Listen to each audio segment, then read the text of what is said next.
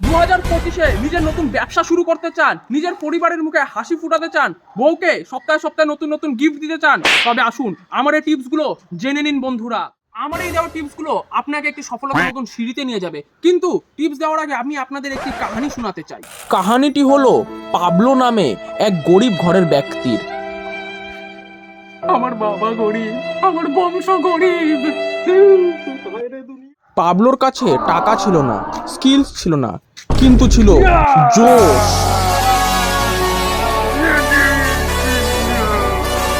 Pablo সেই অবস্থাতেই আমার সামনে আসে এবং আমাকে এসে বলে, আমি ব্যবসা শুরু করতে চাই মালিক।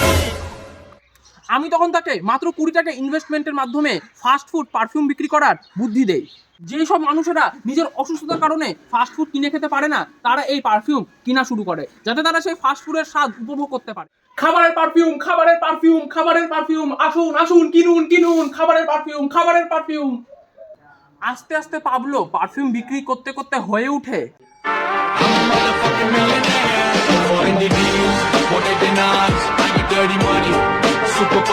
পাবলোর মতন আপনারাও ঠিক এই ব্যবসাটি করা শুরু করে দিন এবং 2025-এ নিজের বিজনেস করে বড়লোক হয়ে দেখান।